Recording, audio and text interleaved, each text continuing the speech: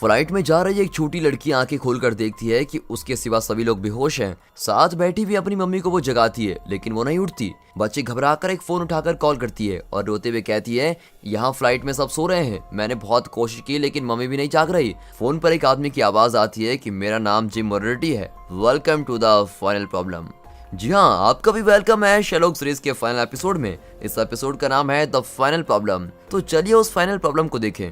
माइक्रोफ्ट अपने घर में मजे से मूवी देख रहा होता है और मूवी के बीच में उसके बचपन की फुटेजेस आने लगते हैं। माइक्रोफ्ट चौंक जाता है कि ये कौन माइका लाल है जो मेरी फेवरेट मूवी के बीच में मेरे फुटेजेस दिखा रहा है। इतने में वहाँ अजीब सी आवाजें आती है। वो बाहर जाकर देखता है तो उसे एक छोटी लड़की जाती हुई नजर आती है। कहीं ये मेरी छोटी बहन इरुस तो नहीं, लेकिन उसे तो मैंने बंद करके रखा है और उसका बाहर निकलना तो नामुमकिन है। इस पर एक लड़की की आवाज आती है कि माइक्रोफ्ट सब कुछ मुमकिन है। अचानक इट मूवी के क्लॉन जैसा कोई वहां आता है। माइक्रोफ्ट उसको अटैक करने की कोशिश करता है लेकिन उससे हो नहीं पाता। फिर वो बचने की कोशिश करता है लेकिन सारे दरवाजे बंद हो जाते हैं। माइक्रोफ्ट परेशान हो जाता है। तब हीरो शेरलॉक की एंट्री होती है। माइक्रोफ्ट चिल्लाता है कि जल्दी मुझे बचाओ शेरलॉक। तब शेरलॉक एक सीटी बजाता है तो छोटी लड़की और क्लॉन गायब हो जाते हैं। ये सब शेरलॉक का प्लान था। शेरलॉक और माइक्रोफ्ट की बहन इरुस वॉटसन को गन पॉइंट पर धमकाकर वहां से गायब हो गई थी। वॉटसन ने शेरलॉक को सारी बातें बताई लेकिन शेरलॉक खुद भी नहीं जानता था कि उसकी कोई बहन भी है। वो माइक्रोफ्ट की मुंह से सच्चाई सुनना चाहता था और इसीलिए उसने छोटी लड़की और क्लोन से नाटक करवाया था। माइक्रोफ्ट भी मान जाता है कि उसकी एक छोटी बहन है।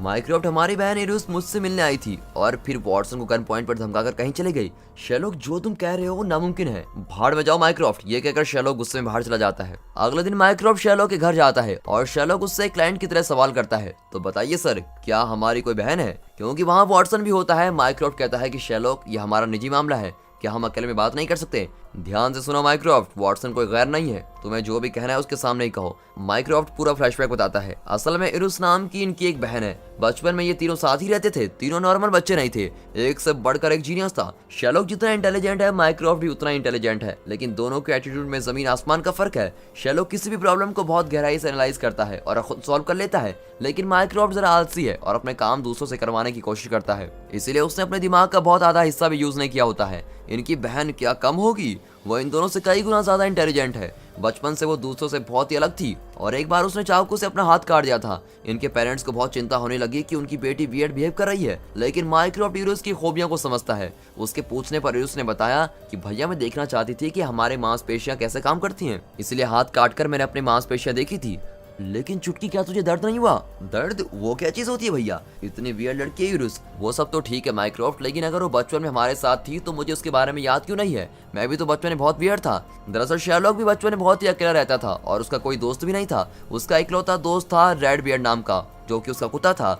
नन्हे शेरलॉक के लिए रेड बियर्ड ही सब कुछ था। उसी के साथ खेलते हुए बहुत ही खुश रहता था। लेकिन एक दिन अचानक रेड बियर्ड गायब हो गया और शेरलॉक ने उसको बहुत ढूंढा पर वो कहीं नहीं मिला। रेड बियर्ड को इरुस ने कहीं छुपा रखा था। शेरलॉक के पूछने पर इरुस ने एक गाना सुनाया और कहने लगी कि इस गाने में तुम्हारे सवाल का जवाब है। लेकिन छोटा शेरलॉक समझ नहीं पाया कि वो गाना क्या कह रहा है और अपने रेड बियर्ड के लिए रोने लगा। शेरलॉक को इस बात से बहुत ही गहरा सदमा पहुंचता है और वो बचपन से ही डिप्रेशन में रहने लगा।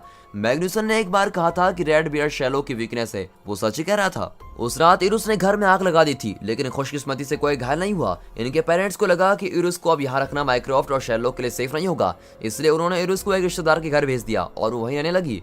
उसके जाने के बाद शेरलॉक धीरे धीरे जरा नॉर्मल होने लगा और बीती बातों को भूलने लगा। यहाँ तक कि कुछ सालों में वो ये भी भूल गया कि उसकी एक बहन थी।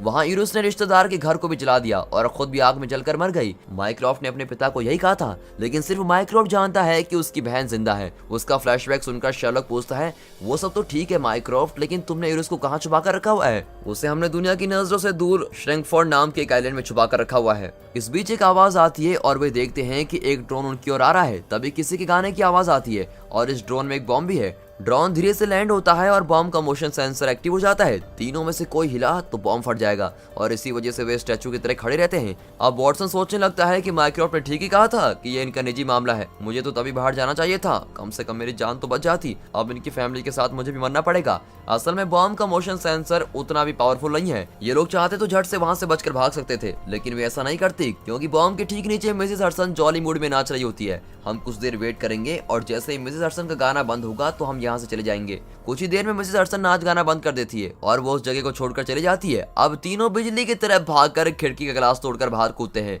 ठीक उसी वक्त बॉम्ब भी फट जाता है और इस तरह तीनों बाल बाल बच जाते हैं। अब वे उस आइलैंड की ओर जाते हैं जहाँ इरुस को बंद किया गया है। वहाँ की सिक्योरिटी बहुत ही ढीली होती है और शेरलॉक बड़ी आसानी से इरुस तक पहुंच जाता है, जो कि एक चैम्बर में बंद है। शेरलॉक को समझ नहीं आता कि चैम्बर में बंद इरुस लंदन में आकर उससे और वॉटसन से कैसे मिली। फिर वे वहाँ के गवर्नर से मिलते हैं, जो कि आइलैंड का इंचार्ज भी है। वो बताता है कि इरुस से ना तो कोई मिल सकता है और ना ही कोई बात कर सकता है। गलती से अगर उसने किसी से बात कर ली तो उसके माइंड को कंट्रोल कर लेगी। एक बार एक आदमी उससे मिलने गया था और इरुस ने उसके दिमाग के साथ न जाने क्या किया कि उस आदमी ने घर जाकर अपने बीवी और बच्चों का कत्ल कर दिया। फिर उसने सुसाइड भी कर ली। बात को समझो शेरलॉक, इरुस में दूसरों का ब्रेन वॉश करके बुरी तरह से बुरा काम करवाने की शक्ति है और वो किसी से कुछ भी करवा सकती है। इतनी ज्यादा डेंजरस है वो। फिर वे कुछ वीडियोस देखते हैं जिसमें इरुस का साइकियाट्रिक इवैल्यूएशन हो रहा था। एक वीडियो में तो खुद गवर्नर ने उससे बात की थी। गवर्नर सर, आपने तो कहा था कि जो भी इरुस से बात करता है वो उसी के कंट्रोल में चला जाता है।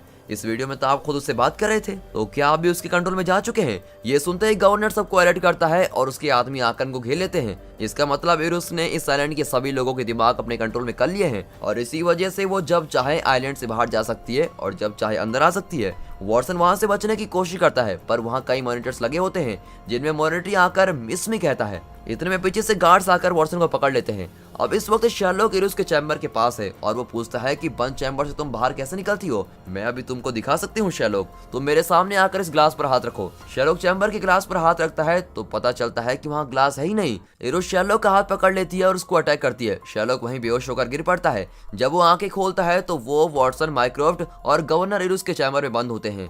गवर्नर बताता है कि इस आइलैंड के सभी लोग इरुस के वश में जा चुके हैं। तब वहाँ के एक टीवी पर इरुस दिखाई देती है और बीच बीच में मोरिटी का चेहरा भी दिखाई देता है। शेरलॉक कहता है कि मोरिटी तो मर चुका है। तब माइक्रोफ्ट चौंका देने वाला एक सीक्रेट बताता है। शेरलॉक, इरुस जैसी भी है हमारी बहन है, इसलिए मैंने उसको प्रॉमिस किया था कि हर क्रिसमस पर मैं तुमको गिफ्ट दूंगा। वो हर साल मुझसे कोई ना कोई गिफ्ट मांगती है और मैं उसको वही लाकर देता था। 5 साल पहले उसने मुझसे गिफ्ट मांगा था कि वो मोरिटी से 5 मिनट बात करना चाहती है। मैं भी मोरिटी को यहाँ ले आया और उसे इरुस से मिलवा दिया। तभी इरुस ने मोरिटी की वीडियो रिकॉर्ड की थी जिसमें वो मिस मी कह रहा था। मोरिटी सच में मर चुका है, लेकिन इरुस ने ये फुटेज पूरे लंदन में डिस्प्ले करके काफी तहलका मचा दिया है। अब शेरलॉक को यकीन हो जाता है कि इरुस ही मोरिटी के स्टाइल में अपना खेल खेल रही है। तब एक छोटी बच्ची की आवाज आती है कि मैं और मम्मी फ्लाइट में हैं, मेरे सिवा सब सो चुके हैं। मैंने मम्मी को बहुत जगाया लेकिन वो उठी नहीं, प्लीज कोई मेरी हेल्प करो। तब मोरिटी की पहले से रिकॉर्ड की भी आवाज आती है, हेलो, मेरा नाम जिम मोरिटी है and you are welcome to the final problem. Sherlock को लगता है कि कोई बच्ची बुरी तरह फंस गई है और इरुस कोई बड़ा कांड करने वाली है। शेरलॉक उस बच्ची से बात करने की कोशिश करता है लेकिन कॉल कट हो जाती है। तब टीवी पर इरुस आकर कहती है, क्यों भाइयों, एक नया गेम खेलने के लिए तैयार हो? ये औरत जो मेरे कब्जे में है ये गवर्नर की पत्नी है। अगर इसको बचाना है तो माइक्रोफ्ट या वॉटसन, इन दोनों में से एक को गवर्नर का खून करना होगा। अगर तुम दोनों में से किसी ने ये काम कर दिया तो मैं इस औरत को छोड़ दूंगी। तब शेरलॉक चैम्बर से एक गन निकालता है और माइक्रोफ्ट को देता है और कहता है कि गवर्नर को उड़ा दो। माइक्रोफ्ट इनकार कर देता है क्योंकि वो किसी का खून करने के बारे में कभी भी नहीं सोच सकता। तब वॉटसन गन लेकर कहता है कि मैं मिलिट्री में रह चुका हूँ, शूट करने में मुझको कोई दिक्कत नहीं होगी। वो शूट करने जाता है लेकिन उससे भी नहीं होता। इस तरह दोनों डील और नो डील करके गेम खेल रहे होते हैं और तब गवर्नर अपनी पत्नी को बचाने के लिए गन छीनकर खुद को शूट कर देता है। ये लोग शॉक में देखते रह जाते हैं और कहते हैं अब तो गवर्नर मर चुका है तो उसकी पत्नी को छोड़ दो। इरुस कहती है, अरे ब्रो, मैंने तुमसे कहा था माइक्रोफ्ट और वॉटसन में से अगर कोई गवर्नर को शूट करता तो कोई बात बनती। गवर्नर ने तो खुदकुशी कर ली है, ये उतना इंटरेस्टिंग नहीं है। अब ये कहकर इरुस गवर्नर की पत्नी को मार डालती है और कहती है, शेरलॉक, गवर्नर के हाथ से गन निकाल लो, उसमें सिर्फ एक ही बुलेट है और तुम्हारे काम आएगा। शेरलॉक गन उठा लेता है। तब चैम्बर का एक दरवाजा खुलता है और ये लोग दरवाजे से बाहर जाते हैं। वहाँ एक और कमरा होता है और यहाँ दूसरा गेम शुरू होता है। तब वही छोटी बच्ची फ्लाइट से फिर कॉल करती है और इस बार शेरलॉक उससे बात करता है, बेबी डरो मत, फ्लाइट के बाहर देखकर जरा बताओ कि दिन है या रात? यहाँ तो रात है अंकल। शेरलॉक कहता है, यहाँ दिन है, मतलब फ्लाइट पृथ्वी के दूसरे साइड में उड़ रही है। तुम गुड गर्ल हो ना बेटा, तो रोना मत और जरा बताओ कि आप लोग किस एयरपोर्ट से फ्लाइट में चढ़े थे। जवाब आने से पहले ही कॉल कट हो जाता है। अब इरुस उनसे कहती है, ये हमारा दूसरा गेम है। तुम्हारे सामने एक एनवेलप पड़ा है जिसमें एवंस नाम के आदमी की फोटो है। एवंस को किसी ने स्नाइपर से शूट कर दिया है। उसमें 3 भाइयों की फोटोज भी हैं और उनमें से एक ने एवंस का खून किया है। जिस गन से शूट किया गया था वो गन भी वहीं पर रखी हुई है। अब तुम्हें पता लगाना है कि खूनी कौन है। अब शेरलॉक के पास एक स्नाइपर है और 3 लोगों की फोटोज हैं। वॉटसन और माइक्रोफ्ट शेरलॉक को देखते हैं कि वो खूनी का पता कैसे लगाएगा। तीनों फोटोज हाल ही में ली गई है। उनमें से सबसे पहले आदमी का नाम नेथन है और वो चश्मा पहनता है। इस स्नाइपर को देख के पता चलता है कि इसका रिकॉइल बहुत ही ज्यादा होगा। अगर नेथन ने चश्मा पहनकर इस स्नाइपर से शूट किया होता तो गन के रिकॉइल होने पर स्नाइपर का स्कोप उसके चश्मे पर लगा होता और उसकी आंख में चोट आ गई होती। लेकिन इस रिसेंट फोटो में तो उसकी आंख में कोई चोट नहीं है, मतलब नेथन ने खून नहीं किया है। फिर शेरलॉक अगली फोटो उठाता है लेकिन इस फोटो से शेरलॉक कुछ गैस नहीं कर पाता। ये देखकर इरुस कहती है, इतना दिमाग लगाने की कोई जरूरत नहीं है शेरलॉक, उस फोटो वाले आदमी को मैं तुम्हारे लिए यहाँ लाई हूँ। तब वे देखते हैं कि खिड़की के बाहर फोटो वाले तीनों आदमी लटक रहे होते हैं और उनके हाथ और मुंह बंधे होते हैं। और फोटोज के बजाय शेरलॉक उन तीनों को देखता है और उसकी नजर हार्डवर्ड नाम के एक आदमी पर पड़ती है। उसकी नाक पर छाले पड़े हैं और आंखें बहुत ही लाल होती हैं। इससे शेरलॉक अंदाजा लगा लेता है कि ये एक पियक्कड़ है। इतना ही नहीं, उसके हाथ भी कांप रहे होते हैं और ये नामुमकिन है कि कांपते हुए हाथों से वो स्नैपर गन उठाकर किसी को शूट कर सकता है। मतलब हार्वर्ड भी खूनी नहीं हो सकता। आखिरी में एलेक्स है जिसकी नाक पर चश्मे के फ्रेम के निशान होते हैं। मतलब वो लंबे समय से चश्मा पहन रहा है। उसके आईब्रोज को देखकर लगता है कि वो आंखों को बहुत फोकस करने वाला कोई काम करता है। अब प्रॉब्लम यह है कि लंबे समय से चश्मा पहनने से उसकी नाक पर फ्रेम के निशान है, पर शायद इसे पता था कि चश्मा पहनकर इस गन से शूट करने पर उसे चोट लग सकती है और इसीलिए उसने उस वक्त अपना चश्मा उतार दिया था। लेकिन बिना चश्मे के उसने ठीक से निशाना कैसे लगाया होगा? तब माइक्रोफ्ट कहता है कि ये भी तो पॉसिबल है शेरलॉक कि उसने आंखों का लेजर ट्रीटमेंट करवाया है और उसे चश्मे की जरूरत ही नहीं पड़ी। शेरलॉक को भी ये थ्योरी ठीक लगती है। ऊपर से एलेक्स का हाथ भी काम नहीं रहा है, मतलब इसी ने एवंस को शूट किया है। अब ये सुनकर इरिस भी कहती है कि तुम्हारा जवाब बिल्कुल सही है। इतने में इरिस एलेक्स को छोड़कर बाकी दोनों आदमियों की रस्सियां तोड़वा देती है और वे नीचे गिरकर मर जाते हैं। वॉटसन गुस्से में चिल्लाता है कि पागल औरत, गलती तो एलेक्स ने की थी, तुमने बाकी दोनों को क्यों गिरा दिया? ओह आई एम सॉरी वॉटसन, गलती हो गई, कोई बात नहीं, इस एलेक्स को भी नीचे पहुंचा देती हूँ। और ये कहकर वो एलेक्स की रोप भी काट देती है। इरिस की हरकतों से सभी तंग आ जाते हैं। अब दरवाजा खुलता है और वे अगले कमरे में जाते हैं जहाँ एक शव पेटी है। अब शेरलॉक को पता लगाना है कि ये किसकी शव पेटी है। बहुत कोशिश करने पर भी शेरलॉक पता नहीं लगा पाता। माइक्रोफ्ट बड़े आराम से पेटी के पास जाकर उसका कवर उठाकर देखता है जिसमें उस इंसान का नाम लिखा होता है, लेकिन इस पेटी में नाम की जगह आई लव यू लिखा होता है। मतलब ये शव पेटी उस इंसान के लिए बनी है जो शेरलॉक को प्यार करता है। कहीं ये इरियन एडलर के लिए तो नहीं है? नो नो नो नो, वो तो दूसरी जगह पर एकदम सेफ है। दूसरा कौन है जो मुझसे प्यार करता है? मॉली। इस पर इरिस कहती है हाँ शेरलॉक, ये शव पेटी मॉली के लिए बनी है। तब एक सीसीटीवी फुटेज प्ले होता है जिसमें मॉली अपने घर में होती है। अब इरिस कहती है सुनो शेरलॉक, मैंने मॉली के घर में बॉम्ब फिक्स किया है और 3 मिनट में वो फट जाएगा। इस टाइम के अंदर मॉली को तुमको देखकर आई लव यू कहना होगा, लेकिन ध्यान रहे तुम्हें उसे कुछ नहीं बताना है कि तुम यहाँ फंसे हुए हो। तुम्हारे 3 मिनट अब शुरू होते हैं। ये कहकर इरिस मॉली को कॉल करती है, लेकिन मॉली के फोन पर शेरलॉक का नंबर आता है। मॉली फोन नहीं उठाती। जल्दी उठाओ मॉली, जल्दी उठाओ, टाइम नहीं है। इरिस फिर से कॉल करती है और इस बार वो फोन उठाकर पूछती है क्या बात है शेरलॉक? मॉली मुझे आई लव यू कहो प्लीज, मुझे आई लव यू कहो अभी। मॉली प्लीज एक बार कह दो। शेरलॉक तुम हमेशा मेरी फीलिंग्स के साथ खेलते रहते हो, मैं खेल नहीं रहा हूँ मॉली, मेरे लिए एक बार कह दो प्लीज। तुम सीरियसली पूछ रहे हो? ये कोई गेम खेल रहे हो? गेम नहीं है मॉली, मैं सच में कह रहा हूँ। तो फिर पहले तुम ही आई लव यू कह दो ना। और कोई रास्ता न पाकर शेरलॉक कह देता है कि Molly I love you. Molly भी खुश होकर शेरलॉक को आई लव यू कह देती है। दोस्तों यहाँ तक कितने आई लव यू हो चुके हैं, किसी ने काउंट किया है तो मुझे जरूर बताइएगा। अब 3 मिनट भी पूरे हो चुके हैं। इरिस मॉली ने वही किया जो तुम चाहती थी, अब उसे कुछ नहीं होना चाहिए। अरे मेरे भाई तुम इतना टेंस्ड क्यों हो रहे हो? मॉली के घर में मैंने कोई बॉम्ब फिट नहीं किया है। तुम्हें पता है शेरलॉक, तुम लोगों से इमोशनली अटैच हो जाते हो और यही तुम्हारी कमजोरी है। बेचारी मॉली, वो समझती है कि तुम सच में उससे प्यार करते हो। तुम किसी को खुशी नहीं दे सकते, हमेशा दुखी देते रहोगे। शेरलॉक को बहुत ही गुस्सा आ जाता है और वो उस शव पेटी को तोड़कर टुकड़े टुकड़े कर देता है। फिर वे अगले कमरे में जाते हैं। इरिस कहती है पिछले राउंड की तरह ये आसान नहीं होगा क्योंकि ये एलिमिनेशन राउंड है। शेरलॉक तुम्हारे पास जो गन है उसमें सिर्फ एक ही बुलेट है, उससे या तो तुम वॉटसन को शूट करोगे या फिर माइक्रोफ्ट को। Choice is yours. अब ये सुनकर शेरलॉक दुविधा में पड़ जाता है कि वो दोस्त की जान बचाए या भाई की। ना तो मैं वॉटसन को मार सकता हूँ और ना ही माइक्रोफ्ट को, मैं वही करूंगा जो गवर्नर ने किया। ये कहकर वो सुसाइड करने जाता है। अरे ये तो मेरा प्लान चौपट कर देगा। ये सोचकर इरिस उस कमरे में बेहोशी के इंजेक्शन फायर करती है और तीनों को इंजेक्शन लग जाती है। वे बेहोश होकर गिर जाते हैं। अब शेरलॉक के कमरे में आंखें खोलता है। वॉटसन एक कुएं के अंदर होता है और उसके पैर लॉक किए हुए होते हैं। उस कुएं में एक जानवर का कंकाल भी पड़ा होता है। यहाँ शेरलॉक को वही बच्ची फिर कॉल करती है। मुझे बहुत डर लग रहा है अंकल, लगता है फ्लाइट क्रैश हो जाएगी। ऐसा कभी नहीं होगा बेबी, हम दोनों मिलकर फ्लाइट चलाएंगे ओके। अब ये कहकर वो उस कमरे की दीवारों को ध्यान से देखता है। तब जाकर पता चलता है कि दीवारें नकली है और शेरलॉक उन्हें तोड़कर बाहर आता है। अब शेरलॉक अपने बचपन के घर में होता है। शेरलॉक अंदर जाता है तो वहाँ का टीवी ऑन होता है और उसमें इरिस आती है। शेरलॉक पूछता है मुझे लगातार एक छोटी लड़की का कॉल आ रहा है, उसकी फ्लाइट क्रैश होने वाली है और कई लोग मर जाएंगे, तुम बताओ मैं क्या करूं? वो मैं बाद में बताऊंगी शेरलॉक, पहले तो मेरी बात सुनो। याद है तुम्हारा वो प्यारा कुत्ता रेड बियर्ड जो खो गया था, क्या तुम उसको अब ढूंढ सकते हो? अब शेरलॉक दिमाग पर जोर डालता है और सोचता है कि वॉटसन की आवाज आई थी और उसने कहा था कि शेरलॉक मैं यहाँ फंस गया हूँ और यहाँ किसी जानवर का कंकाल है। ये सुनते ही शेरलॉक इरिस से कहता है कि मैंने रेड बियर्ड को हर जगह ढूंढा था लेकिन उस कुएं में नहीं ढूंढा। जरूर तुमने उसे कुएं में फेंक दिया था और वो बेचारा डूबकर मर गया।